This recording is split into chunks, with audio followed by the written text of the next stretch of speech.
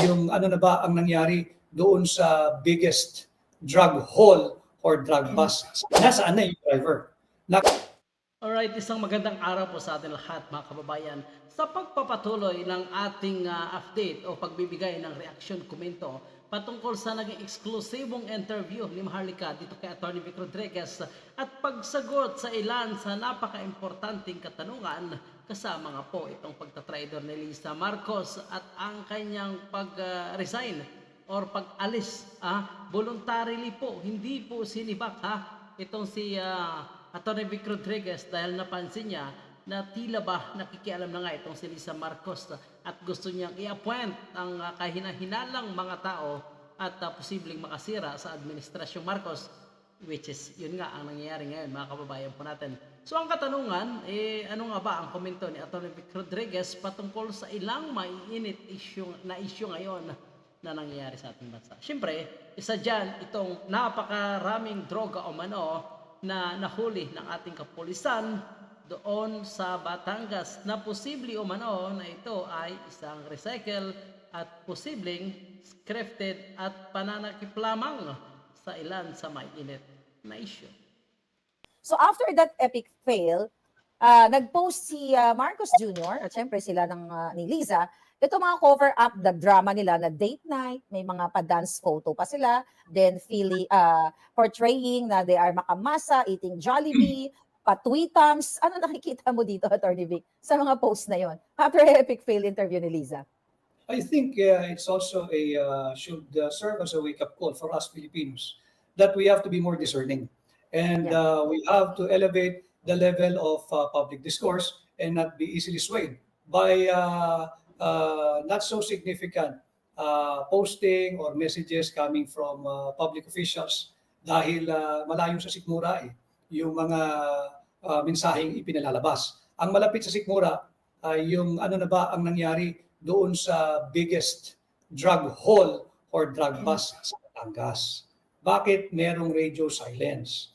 And I am not lawyering for Apollo Kibuloy. No, not at all. Aking nakikita lang, and I'm not also lawyering for Arnie Teves. Arnie Teves. Did I get it right? O Arnulfo? O Arnie Teves? Arnie. I'm not lawyering for them. I'm not even lawyering for General Bantag. Pero bakit itong tatlong kasong ito binibigyan niyo ng so much importance and so much exposure on media, on all platforms? Bakit biglang ito nagre-radio silence kayo dahil nagkakabuhol-buhol na? Sure, pwede nating invoke because meron pang ongoing police operation. Meron pa pala ongoing police operation. Bakit kayo agad nagpa-press con? Kayo naglabas sa media at buo na ang inyong kwento and then nag-backpedal kayo, hindi pala yan yung tonelada, nabawasan, etc. And then ngayong radio silence. Nasaan na yung driver? Nakasuhan ba? Anong ikinaso? Karapatan naming malaman yun.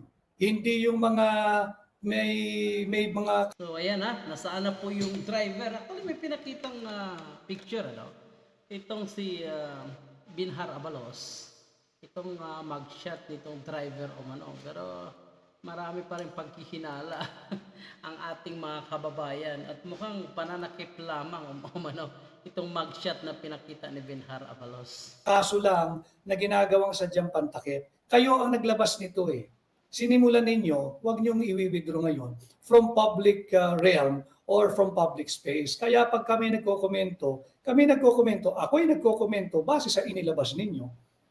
So ayan, Binhar Abalos, DILG Secretary Binhar Abalos, ano na nga ba umano yung update?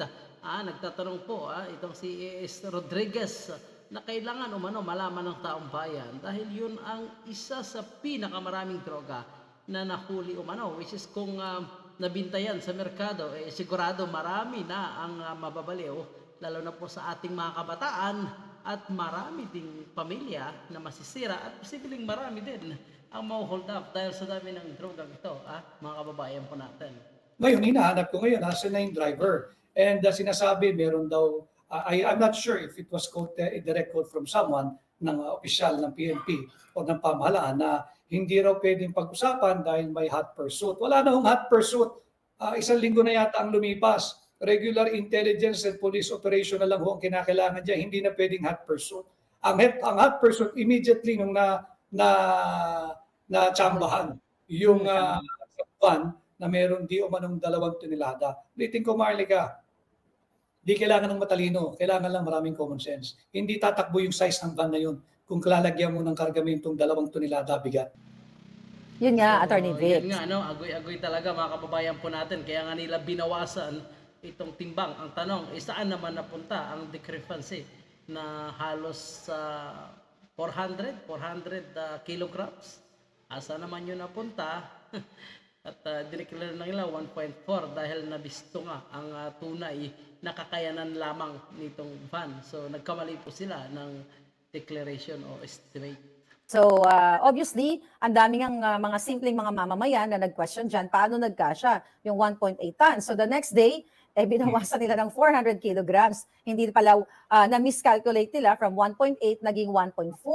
Then, kanina, sinabi mo about the driver, hinahanap din namin siya. Pero today, I believe, naglabas ang PNP ng mugshot nitong driver na ito at naka-blurred ang mukha. Ipapakita ko po sa taong bayan. Ayan po, Attorney Vic.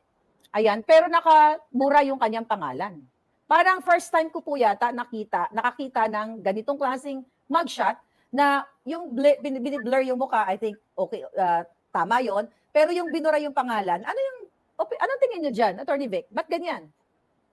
Kaya ito nga nagkakaroon ng double standard, ng different treatment when it comes to the rendition of justice. Even the rendition of, the way the criminal procedure are being observed, na merong nag-all out, may karapatan din naman yung mga ibang inaakusahan. Ulitin ko, hindi ako naglo-lawyer dito. I'm not even championing for their innocence or cause. Si Pastor Kibuloy, si Congressman Teves, at saka si DG Bantag. I'm not championing their cause. I'm not their lawyer. I do not know them. Now, So yun nga, no, mga kababayan po natin. Actually, marami akong nakikita na mga mugshot. Pero first time kong makakita, mga kababayan, na yung kanyang pangalan ay nakabura. Madalas, nakikita po natin, pag mahuli ng pulis, binamugshot, yung mukha lang binablurred dahil maproteksyon na naman ang karapatan nga nitong tao dahil unang-una, hindi pa naman napatunayan sa husgado na siya talaga ay guilty na sa krimen na inaakusa sa kanya. Pero ang pagkakataon dito kay Mr. Sarate, bakit nakatakip ang kanyang pangalan, okay na yung mukha, naipubliko na naipakita na ang kanyang tunay na pangalan, pagmumukha, bakit tatakpan pa? So, mayroon tayong nakikita na mukhang special treatment po sa pagkakataong ito na ginagawa ng Philippine National Police. Sana naman po ay maging patas po sila. Small time o big time po ang kanilang nahuhuli, patas po sila dapat pag pinapakita sa taong bayan. bakit itong isang iba para special treatment dito? Droga ho ito. Ito yung ating ipinupush na ayaw natin maging narco state, and we do not want our country to be run by anybody in the national government who is drug dependent or worse, drug addict. Kaya nga sabi ko nun, hindi magpa-drug test lahat. And then, yung kontrobersyang yan, pumutok. Lalo tuloy nagkakaagam-agam yung mga ordinaryong mamamayang kagaya natin. Attorney Vic, talagang gustong malinawan ng ating mga kababayan, katulad na lamang ni Chiclet. Sabi niya, si Lisa daw ba ang nag-appoint kay Mel Yonario, kay Mel Robles sa PCSO? Ang nag-a-appoint talaga ay hindi rin ang executive secretary. Kung Okay. susundin natin, sabihin nyo ng pinipilosopo ko, pero ang nag-a-appoint ay ang Pangulo. Ang nakapirma sa appointment ang lahat ay ang Pangulo. Kaya nga nung sinasabi, appointee ni Vic Rodriguez yan, na road tag yan, ako, sige, bigyan niyo ako ng isang appointment na ako nakapirma. Natatawa ako. I was thinking na mawawala din yung smear campaign na yan. Dahil pag nahimasmasan itong mga ito at nagkaroon ng konting common sense, ambunan ng kaunti, marirealize nila. Hindi pala yung ES ang nag-a-appoint. Yung ES lang ang nagsasabi, Pedro, in-appoint ka ni Pangulong Marcos. Ako lang nakapirma sa hospital. Pero nakapirma sa appointment si Pangulong Marcos. So yung appointment na yan ay kay Pangulong Marcos. At naging contentious yan. Alam din ni Pangulong Marcos yung back story dyan sa pag-release ng appointment ni Mel. Alam niyang tinututulan ko Alam niya. And he recognized yung aking posisyon. I mean, not the ES, but my stand on the matter. And he recognized that. He respected that. Kaya lang dumating kami sa point na uh, I have to step aside. Why? Marlika, ES lang naman ako eh. He is the Ayun. president. And Yeah, once he is decided, who am I to that's refuse or true. to even say no? Siya Pangulo eh. That's true. Ako'y executive secretary, glorified assistant lang naman yun eh. Country, minsan ba pumasok sa isip mo, I will use my own word, na traidorin ka nila? Katulad ng So napakagandang tanong ito mga kababayan po natin. Kung naisip ba ni Atty. Vic Rodriguez na traidorin siya ng kanyang kaibigan at ng asawa. ko rin naisip. Okay. Dahil kagaya ng sinabi ko a few minutes back, I have served him and I've been well and I have been faithful emotionally, intellectually, and financially. So sabi ko, naniniwala ko kung anong itinanim mo, yun ang aanihin mo. Eh bumagyo pala, nasira yung mga pare, wala akong naani. So, Nga. Attorney Vic, babalikan ko Marami. yung interview ni Liza. Doon sa interview niya, nung siya itanong ni Taberna about me, tinanong doon na kay Liza na you are the most powerful, you are in the administration, bakit hindi nyo pwedeng, bakit hindi nyo ipa-take down ang mga social media accounts ng mga kritiko like me. At ang sinabi ni Liza doon, na kunwari na hindi daw nila gagawin. Pero meron siyang binanggit doon na kung daw gusto lang nilang gawin na buweltahan itong mga kritiko like me, she just can call, in Romania. Anong pagkaintindi mo noon? I'm not sure kung narinig mo. Basta parang tinatanong ni Taberna doon na anong gagawin nyo dito sa mga vloggers na to? Inaatake kayo, dadadada. Sabi ni Lisa, kung gusto lang namin gumawa ng something bad sa kanila, parang ganun yung dating ng kanyang kwento, tatawag lang daw siya sa Romania. Isang tawag lang niya sa Romania. Ikaw, dahil galing ka din sa kanila, nag-serve ka ng 6 years, ano ang alam mo o anong ibig kaya niya sabihin na tatawag siya sa Romania? Well, I'm trying to make a sense of that statement hearing from you. But I think it's more of they have a friend or friends there in Romania whose expertise, I believe, is AIs or something related to technology. Yun. And yeah, baka yung mga how to activate trolls, Mhm. yung mga hate messages, baka ganun. Baka ganyan yung ibig sabihin na easily I can also discredit you or I can also discredit them. I just have to activate this group, etc., etc. Baka yun ang pinakagalingan. But mine is, call it intelligence supposition. But as we speak, it's a conjecture. Okay. So, isa pa doon sa binanggit niya sa interview na, naku, sabi niya, kung ako ang in charge, kasi nga, binabato daw siya na siya ang nagdedesisyon dahil si Marcos Jr. ay parang tau-tauhan lang or I called him like no backbone at all. So, sinabi ni Lisa doon na kung ako ang in charge, patay silang lahat sa akin. Ano sa tingin mo? Ba't sinasabi niya yon? Well, probably it's happening now, right? Ang Yeah. daming na identified kay Rodrigo Roa Duterte, yung identified kay Victor Rodriguez. Kaya nga yung flag, dalawa yun eh. Si Rodrigo at si Rodriguez eh. At nagtatrabaho naman yung mga tao ng maayos. Siguro yun nga, nawalan ng career. May napakinggan nga akong isang vlog, ang sinabi, ang hinanakit lang niya, sana kinausap at hindi naman sana binasag yung kanyang hapagkainan.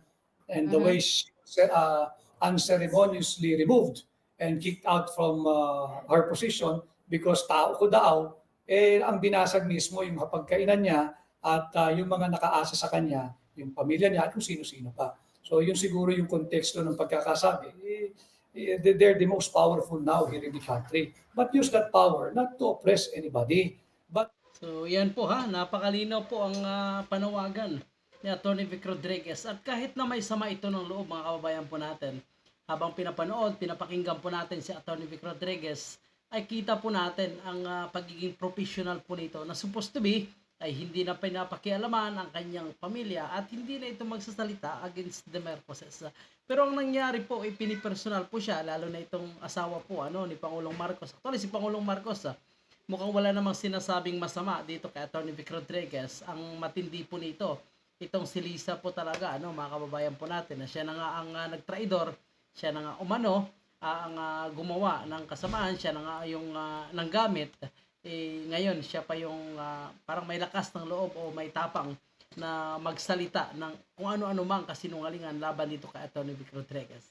At patungkol sa sinasabing isang tawag lang sa Romania, kung gusto niyang i-take down ang mga social media account at kung ano-ano man na sino-sino man na bumabati ko sa kanya, pananaw ni Atty. Vic Rodriguez, possibly AI or posibleng troll, ang tingin naman ng iba, posibleng iba nga ang kanyang kagustuhan, ipagurgur nga at yung mga pinagtatanggal na umano'y konektado kay Atty. Vic Rodriguez na walang kaalam-alam, mga inosente umano, at sila ay lehitimong tumulong din kay Pangulong Marcos para manalo, at sila naman umano ay talagang well qualified sa kanilang posisyon, pero lahat sila umano ay tinanggal nitong si Lisa Marcos dahil sa pagiging kakilala nila at umano'y close nila kay Atty. Vic Rodriguez. Ang isang dahilan nga ay itong mga appointe na may mga skandalos sangkot sa smuggling umano na gustong ipa-appoint ni Lisa Marcos na tinanggihan i-process ni dating Executive Secretary Atty. Vic Rodriguez. So yan muna yung ating update, mga kababayan. Maraming salamat po, at kung kayo ay may komento, komento po sa atin comment section. Kung no comment naman, okay yan. Maraming salamat.